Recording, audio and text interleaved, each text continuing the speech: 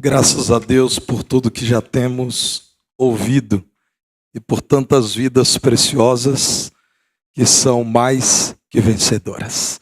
Irmãos, vamos em pé ler apenas um versículo da palavra do Senhor, Provérbios 14, 32.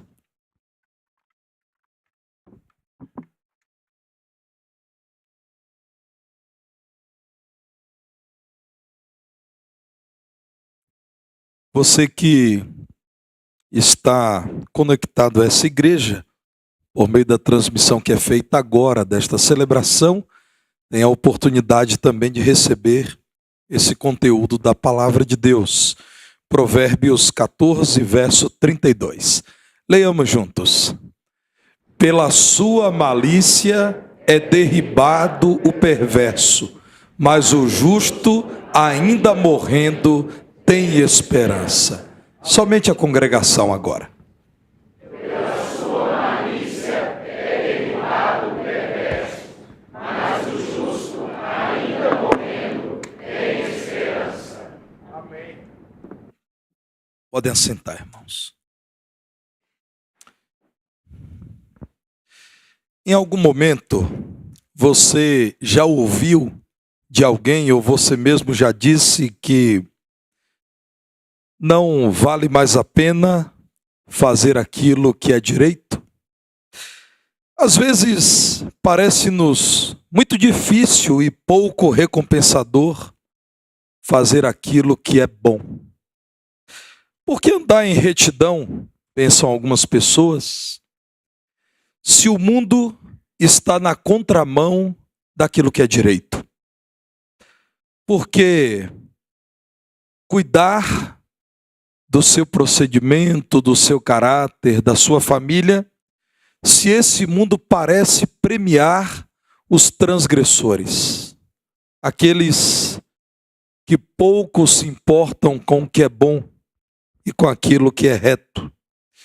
Por que valeria a pena afirmar-se cristão num mundo cada vez mais apresentado como anticristão? Por que devemos nós ser fiéis ao Senhor, se isso parece nos trazer mais problemas com aqueles que nos cercam do que facilidades? Meus irmãos, há uma resposta bíblica e há muita esperança na palavra de Deus para você que, vivendo nesse mundo mau e cada vez mais corrompido, se pergunta: por que valeria a pena continuar confiando no Senhor e obedecendo a sua palavra? Há uma grande esperança para aquele que, a despeito de toda injustiça que lhe cerca, mantém-se na prática da justiça, servindo ao Senhor. Se a esperança é sinônimo de expectativa por coisas boas, então saiba você que a palavra de Deus garante, ainda que morra, a esperança para o justo, ao contrário daquilo que acontece com o perverso, com o homem mau, que é destruído pela maldade ou pela malícia que ele mesmo pratica. A minha expectativa nessa noite é que você saia daqui dizendo: não permanecerei entregue ao pessimismo, não agirei como um incrédulo, não desistirei de caminhar segundo a vontade do Senhor, porque já tenho entendido pela palavra de Deus que há esperança para aquele que é justo, para aquele que continua confiando na justiça do Senhor. Vejamos por que existe, segundo a palavra de Deus, grande esperança para quem continua vivenciando a prática da justiça como sua própria agenda. Em primeiro lugar, meus irmãos, porque há vitória sobre o mal. A nossa esperança, e por isso não nos associamos ao mal, é que sabemos, é certa a nossa vitória sobre o mal. Está escrito o maravilhoso texto bíblico na blusa de cada um desses adolescentes: somos mais que vencedores por aquele que nos amou. Aquele que é reto diante de Deus pode sim ter a certeza de que jamais será instrumento do maligno. A palavra de Deus nos diz isso. O Senhor Jesus Cristo afirma que ninguém, isso inclui a mim e a você, pode servir a dois senhores. Não é possível que alguém seja tomado pelo Espírito Santo, dirigido por ele, selado pelo Espírito que é santo, e ainda assim seja praticante da maldade de modo contumaz. Não é possível que Satanás se aposse daquele que já foi tornado possessão do Espírito de Deus. Meus irmãos, segundo o Senhor Jesus Cristo, ninguém conseguirá ter sobre si o senhorio de Satanás e ter também a Cristo como seu Senhor. De modo inverso, ninguém que recebe a Cristo como seu Senhor e Salvador continuará na servidão ao maligno. Satanás não tem poder para controlar a vida do Filho de Deus. Como ser espiritual que é, vivo, atuante, capaz, ele pode praticar muita maldade, sim, mas há um limite para ele. Ele não é Deus. Ele não chega perto do nosso Deus, que é o Criador de todas as coisas, inclusive dele, que escolheu praticar a maldade. Satanás está limitado pela palavra de Deus, que não cai. E a palavra de Deus, em Romanos 8:33, diz-nos: quem intentará acusação contra os eleitos de Deus? É Deus quem os torna justos, é Deus quem os justifica. Quem? Inclusive, aqui está uma pergunta que inclui Satanás. Quem? Quem poderá acusar um eleito de Deus, um salvo por Cristo Jesus, um destinado à vida eterna porque é parte do reino do Senhor, porque é propriedade do Senhor? Quem poderá negar a condição de um salvo?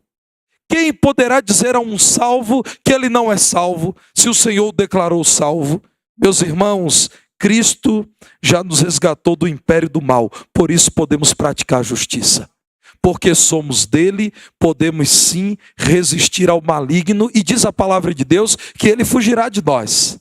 Eis a nossa esperança, a certeza de que, muito embora sejamos tentados pelo maligno, tenhamos que viver no mundo mal, e às vezes nos vemos praticando alguma maldade da qual nos arrependemos, porque o Espírito de Deus em nós trabalha. Nós não somos controlados pelo maligno, nós somos muito mais do que pessoas boas, nós somos crentes em Jesus. Irmãos, na verdade, toda a nossa bondade é produto da presença e da ação de Cristo em nosso viver, porque nós não somos voluntariamente bons. Deus nos deu um Espírito que nos corrige, que nos santifica, que nos torna muito mais do que aquilo que somos. Quem é o crente em Jesus? Há uma biografia sua e também minha, em 1 Coríntios, no capítulo 6, a partir do verso 9. Convido você a olhar para a sua história de vida. Veja o que nos diz 1 Coríntios 6, verso 9, e eu lerei até o verso 11. Ou não sabeis que os injustos, ou que os maldosos não herdarão o reino de Deus? Não vos enganeis, nem impuros, nem idólatras, nem adúlteros, nem efeminados, nem sodomitas, nem ladrões, nem avarentos, nem bêbados, nem maldizentes, nem roubadores herdarão o reino de Deus. Tais fostes alguns de vós. Tais fostes alguns de vós que aqui estão. Mas vós vos lavastes, mas fostes santificados, mas fostes justificados no nome do Senhor Jesus Cristo e no Espírito do nosso Deus. Meus irmãos, éramos tudo isso e muito mais. Esse não é o único texto que apresenta-nos a multiplicidade de facetas do maligno. Aqui está uma pequena reunião de exemplos da vida do homem sem Deus. Éramos tudo isso e até muito mais. Mas nós fomos, pela graça e para a glória de Deus, lavados pelo sangue de Jesus. Fomos santificados pelo Espírito de Jesus. Fomos justificados pela obra de Jesus Cristo. Essa é a nossa biografia. Porque vale a pena continuar fazendo aquilo que é correto, vivendo na justiça do Senhor, porque você pode ter a certeza de que já é um vencedor sobre o mal. Não é mais escravo do maligno. Acontece, irmãos, que ao deixarmos o edifício desta igreja, encontraremos muito perto de nós pessoas que estão praticando toda espécie de maldade e de impureza e acreditam que estão vivendo e vivendo bem, curtindo a vida. Há muitos que acham-se livres porque sentem-se livres para praticar o mal, mas na verdade são escravos porque eles não têm forças, não têm poder para resistir ao maligno, estão acorrentados à ditadura do pecado. É vida com morte. É como não ter vida enquanto se vive. Olhe para Provérbios 14, verso 31. Nesse mesmo texto da palavra do Senhor, no verso 31, há um exemplo. E esse capítulo de Provérbios se parece com a proposta do livro. É um livro de sabedoria homeopática. A conta-gotas, a palavra do Senhor apresenta grandes verdades em contrastes. O que oprime ao pobre, insulta aquele que o criou. Existe uma pessoa que sente-se livre para maltratar o pobre, mas honra a Deus o que se compadece do necessitado. Veja um contraste: alguém que sente-se livre para oprimir, humilhar, desconsiderar, maltratar o pobre, acha que é livre. Na verdade é escravo daquele que se alegra com a prática da maldade. Mas existe o contraste bíblico, nos leva a ter essa certeza, aquele que honra a Deus ao demonstrar compaixão pelo necessitado. Conta-se que um tigre, criado num zoológico, acordou em mais uma de suas manhãs, se espreguiçou, olhou para fora da sua jaula e resolveu caminhar alegremente para o lugar em que ele considerava encontrar um privilégio todos os dias, o privilégio da comida farta, gratuita, saborosa. E aquele tigre, há anos vivendo naquela grande jaula, para mim nenhuma jaula é grande, por maior que pareça ser, e o tigre foi caminhando para o lugar da comida, até que ele encontrou uma novidade. Um outro tigre estava na jaula. Um tigre muito parecido com ele, a não ser pela tristeza do olhar. Alguém colocara um outro tigre ali que deveria se alegrar com ele. Eram tigres e seriam alimentados e teriam tratadores para limpá-los naquela manhã mais uma vez. Eles tinham uma jaula espetacular. Em nosso tempo chamaríamos de jaula premium. Ele estava muito satisfeito, mas não entendia por que o tigre que alguém colocou ali estava tão triste, cabisbaixo, abatido, deprimido. Então o tigre ouviu a história dos tratadores dizendo: esse tigre que chegou aqui hoje vivia na selva, não sabemos onde, bandidos o capturaram e o governo desse país resolveu mandá-lo aqui para o zoológico para preservar a vida dele, porque ele seria o melhor lugar do mundo para receber esse tigre saído de alguma floresta mundo afora. A tristeza do tigre que veio da floresta era saber que ele estava numa jaula. Mas o tigre, que estava acostumado há anos a viver naquela jaula, já não mais percebia a triste vida que levava. Estava preso, limitado. Não era livre, mas sentia-se livre. Sentia-se afortunado vivendo numa jaula. Essa ilustração, é claro que é uma ilustração, é a ilustração da vida real de muita gente que sem Cristo vive de bar em bar, de prostíbulo em prostíbulo, de site pornográfico a site de apostas, que perambula de esquina a esquina, vivendo sob a opressão do maligno, escravizado pelo pecado, sem graça no viver, sem esperança de vida eterna, sem qualquer relacionamento com o seu Senhor e Criador, mas considera-se curtidor da vida. Acredita que a sua vida é boa, pobre coitado, vivenciando na jaula do pecado, a tristeza de não conhecer a liberdade dos filhos de Deus e ainda assim considerando-se afortunado. Livres mesmo, são aqueles que podem dizer não a Satanás.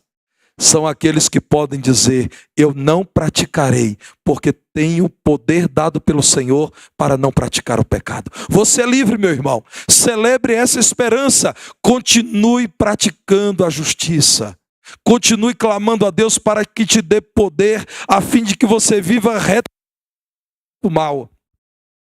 A fim de que, como diz o apóstolo Paulo, você permaneça vivendo como um luzeiro em meio a uma geração corrupta, incrédula, infame, na qual você deve resplandecer como um astro, como um luzeiro neste mundo. A nossa esperança é saber que já temos em Cristo certeza de vitória sobre o mal. Louvado seja o nome dele. Irmãos, há muita esperança para nós.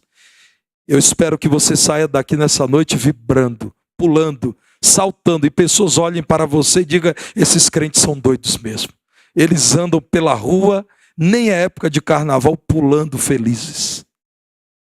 Ao meditar na palavra de Deus e reconhecer que a nossa esperança está na certeza do cuidado de Deus. Olhe mais uma vez para Provérbios 14:32. O justo, ainda morrendo, tem esperança.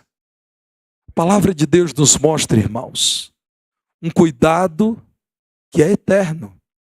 Deus cuida dos seus filhos e cuidará mesmo depois que eles tiverem passado pelos portais da vida eterna. Olhem para Provérbios no capítulo 23, os versos 17 e 18, de mãos dadas com o texto que lemos inicialmente. Diz-nos assim, Provérbios 23, 17 e 18. Não tenha o teu coração inveja dos pecadores. Antes, no temor do Senhor, perseverarás todo dia, porque deveras haverá bom futuro. Não será frustrada a tua esperança. Você não se arrependerá, depois de ter vivenciado uma vida inteira, uma trajetória nesse mundo por completa, sob a vontade e a bênção de Deus. Você não se frustrará. Depois de uma vida inteira servindo ao Senhor, você não se arrependerá. Você não estará entre aqueles que olharão para trás e se perguntarão, será que a minha vida valeu a pena?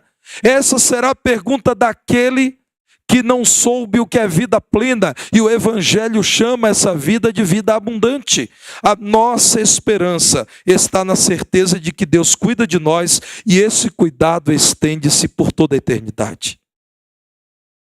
Fazer a vontade de Deus é o que está destinado a quem pertence ao Senhor, a quem é aprovado pelo Senhor. O ímpio não permanecerá na presença de Deus, porque Deus é santo, irmãos.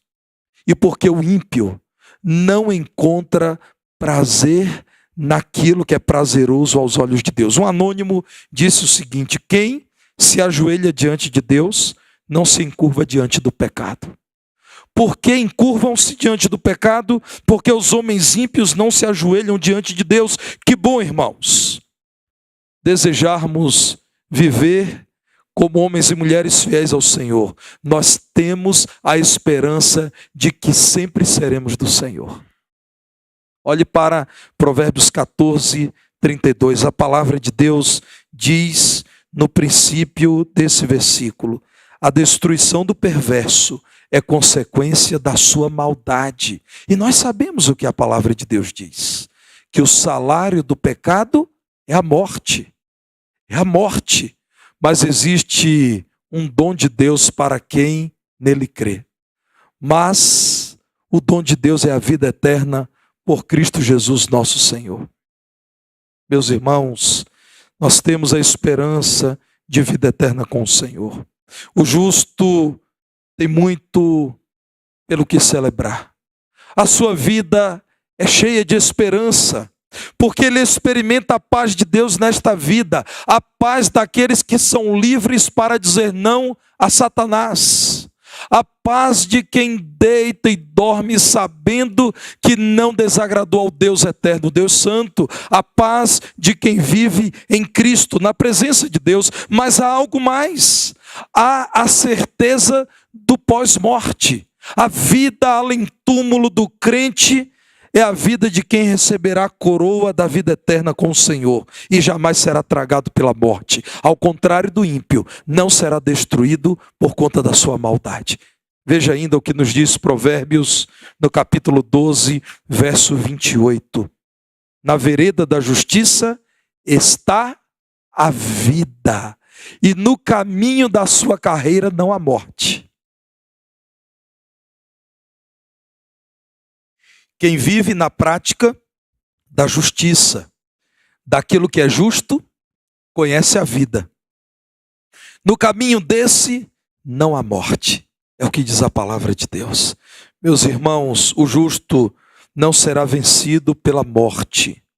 Ainda que pareça ser este um tema triste, para os crentes é um tema alegre.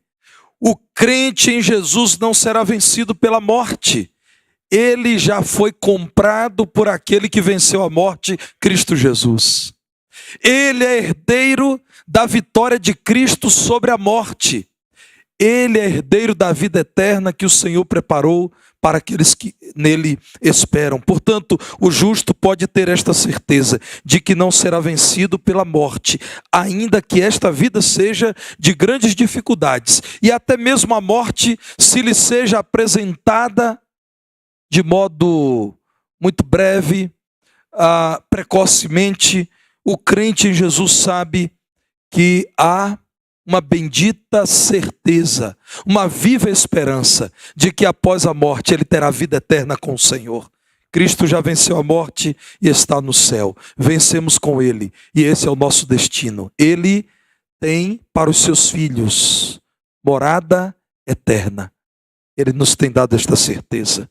Olhem para Romanos 8, a partir do verso 35, quando Deus usa o apóstolo Paulo para falar do grandioso amor do Pai por seus filhos. Romanos 8, 35 a 39. Quem nos separará do amor de Cristo? Será tribulação, ou angústia, ou perseguição, ou fome, ou nudez, ou perigo, ou espada? Como está escrito, por amor de ti, somos entregues à morte o dia todo. Fomos considerados como ovelhas para o matadouro. Em todas estas coisas, porém, somos mais que vencedores por meio daquele que nos amou.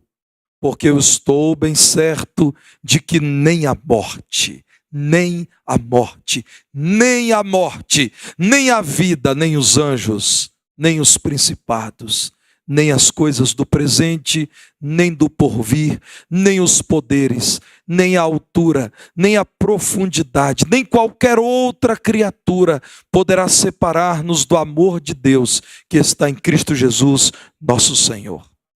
Nem a morte poderá nos separar do amor de Deus revelado ao máximo na pessoa de Cristo Jesus, nosso Senhor. Você entende porque, para o crente, nunca deveria ser verdadeira a dúvida quanto à prática da justiça? Continue fazendo aquilo que é correto. Ainda que na sua família as pessoas celebrem como vantagem a prática da injustiça. Ainda que ao acessar os canais de notícias na TV, nas redes sociais, você esteja enojado de ver gente que pratica maldade sendo premiada, sendo celebrada, seguida, curtida, imitada. Não tenha em seu coração essa dúvida. Diz a palavra de Deus que a alegria do ímpio é aparente. Asaf, ao falar sobre isso, diz que ao entrar no templo de Deus, ele entendeu tudo. E ele viu que a morte do ímpio não é boa. A morte daquele que parecia próspero, livre, autônomo, cheio de vida, pleno, é a morte de quem convive com a incerteza daquilo que lhe espera após o túmulo. Meus irmãos, um certo jovem que eu conheci, ao concluir o ensino médio, não foi aprovado no curso de medicina e ele se dizia vocacionado para o exercício da medicina. A sua mãe havia financiado estudos durante toda a vida em boas escolas. Mas ele era um aluno mediano e gostava dos eventos, do futebol, dos encontros com os amigos, e a colheita dele não foi boa. Ao final do ensino médio, depois de ter tentado aprovação em diversas universidades, ele teve que conviver com a frustração de ter sido impedido de cursar medicina em todas elas. E esse momento de frustração breve foi seguido por uma decisão firme. Ele decidiu que ele passaria um ano inteiro estudando. E ele decidiu que não iria a qualquer festa, nem nas festas de aniversário das priminhas e dos priminhos. Radicalizou. Ele disse: a minha vida será estudar, esse será o meu trabalho. Eu não estou aberto para eventos. Passou a frequentar a igreja com regularidade. Ele me disse: pastor, eu estou estudando tanto que o único lugar para o qual estou indo quando saio de casa é para a igreja. Ele ia ao culto da quinta-feira, do domingo pela manhã e do domingo à noite. Estudou muito. Ao final de um ano foi aprovado. Aprovado numa excelente universidade pública. E no culto de gratidão a Deus pela aprovação dele, a família, uma família de crentes genuínos e gente séria, ele disse que ele entendeu que ele só poderia alcançar aquela vitória se ele estivesse disposto a renunciar muitas coisas em prol dos estudos. Talvez você, crente em Jesus, em algum momento pense demasiadamente em suas renúncias. Talvez você pense naquilo que parece estar perdendo, mas saiba que há uma recompensa. Cada vez que você renuncia à vida impura, cada vez que você renuncia à vontade do maligno, cada vez que você decide que o seu mundo não é esse mundo, cada vez que você reafirma ao seu coração que é um cidadão de outro mundo, e aqui é um peregrino, um forasteiro, transitoriamente aqui está. Cada vez que você faz isso, você está dizendo: eu sei para onde vou, eu sei o que estou plantando, eu sei em torno de quem eu vivo, eu sei daquilo que me espera eternamente. Meus irmãos, crentes em Jesus são aqueles que já compreenderam que não existe vida longe do Senhor. São aqueles que viram no amor do Pai que enviou seu Filho Jesus a razão do seu viver. São aqueles que, ao olharem para a cruz de Cristo, compreenderam que o grande amor de Deus é um convite à renúncia desse mundo mau. são aqueles que pela fé compreenderam que devem amar ao Senhor acima de todas as coisas e usufruir do relacionamento contínuo com Ele. Se você ainda não compreendeu que o grande amor que pode preencher o seu coração é o amor de Deus, revelado na morte sacrificial e voluntária de Jesus por você pecador, por você indigno, por você maldoso, impuro, injusto. Se você ainda não compreendeu isso, você precisa compreender, a fim de que a sua vida seja redirecionada. Há uma viva e extensa esperança para o justo, para aquele que, crendo em Jesus, foi por Jesus lavado, declarado justo, chamado à vida com Ele e destinado à eternidade no céu. Há esperança para nós, irmãos. Apeguemo-nos a esta verdade para que vivamos cheios de alegria no cumprimento da verdade e de tudo aquilo que é bom.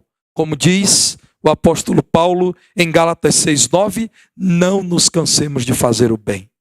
Diz o texto que lemos inicialmente, que deve cansar de fazer o mal aquele que é maldoso. Pela sua malícia, o perverso será destruído. Pela sua malícia, haverá uma consequência já nesta vida. Você é capaz de calcular quantas pessoas na prática da malícia contraíram doenças fatais? Você é capaz de calcular quantas pessoas na prática da sua maldade, da sua insanidade, morreram precocemente ao volante, embriagados, drogados? Você é capaz de calcular quanta gente vivendo longe de Deus chegou ao fim da vida deprimida, frustrada, olhando para trás e dizendo: isso é viver? Isso é a vida?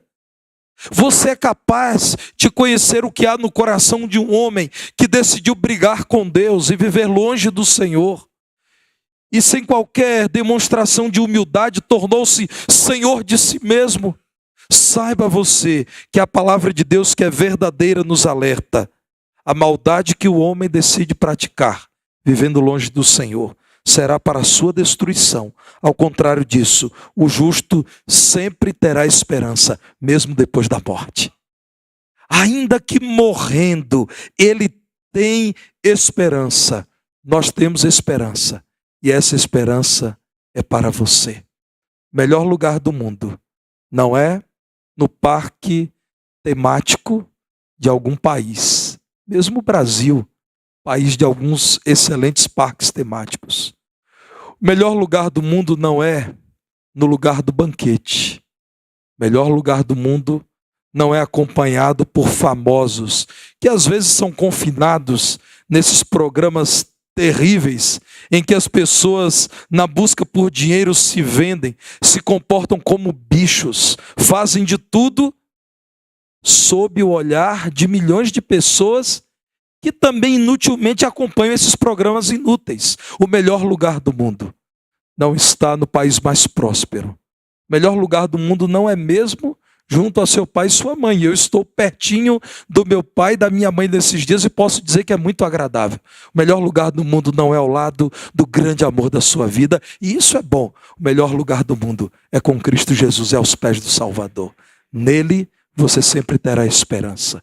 Não se canse de fazer o bem. Pela fé no Senhor Jesus, creia que você já venceu o mal. Que grande vitória! Creia que você tem um cuidador, aquele que é seu Senhor. E creia que é para você a promessa bendita da vida eterna. Medite nisso, enquanto você ouve aquilo que preparamos para o